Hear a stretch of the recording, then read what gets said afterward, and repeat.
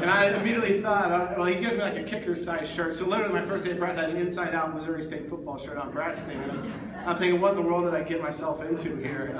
And I feel sorry for whoever wears number 80, because I know Jeff Scott back there has his sweat still from 10 years ago when he graduated.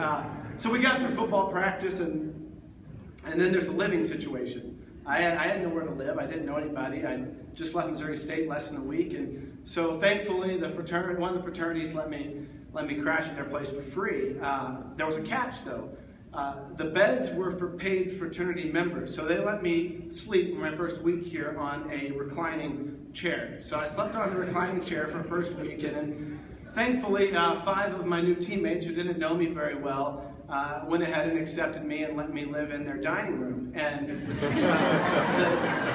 the dining room was, they took me in because it cut our rent to $82 a month or something. And the dining room literally was a boarded up drywall that we took in with a broken door to the kitchen. The catch for that living place was, little I know, the previous occupants of that room were 2 100-pound Mastiff dogs and a black cat. So every night for my first year at Washburn, I had those 2 dogs and the cat coming through the broken door in the middle of the night and jump up on the bed with me for my entire first year here. Then there was football. We mentioned the tornado earlier tonight. We played in front of the double-wide trailers I think were temporary. They're supposed to be after the tornado, and we're still there in 2002. We were terrible in 2002, a terrible football team as well. So I think about my start, it wasn't about the start for me at Washburn. It was about what happened over those next 4 years, and really something magical started happening on this campus. Our football team started winning. They built a gorgeous new stadium, but I got to discover what made Washburn special, and that was getting to know faculty members in a one-on-one relationship, seeing Dr. Farley's vision for the university and turning it in from a commuter campus to a place that thrived and had student life. I got involved in business groups and FCA and other things, and when you're doing that, you don't really realize what it's like and what's special about it. Then I caught a break.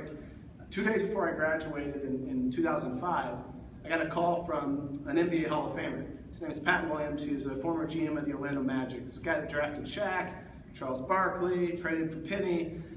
He's got 19 kids, 15 adopted from third world countries. He's written over 50 books. This is an amazing individual. And about a month prior, I was looking at what am I going to do with myself, and I just threw my resume out there and hoped that I'd get a response. And he calls me and he says, Josh, this is Pat. How would you like to come down and work for me?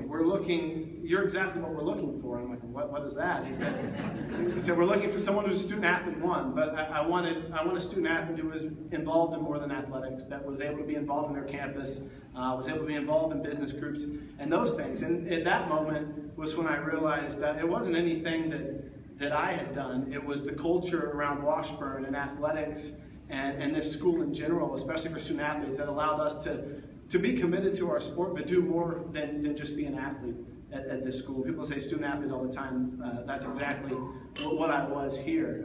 From Pat, everything was easy. He helped me get a job with the Chiefs. He knew Carl Peterson, so that was a phone call. Got to work for the hometown team, work for the NCAA now, and I've been fortunate enough that I've seen a lot of awesome things and been part of a lot of awesome events that others don't get to experience. And the reason for that is because of what happened here in those 4 years and what made Pat Williams grab my resume out of a pile. So I'm proud to be an Ichabod. I always will be, and thank you to everybody for this night.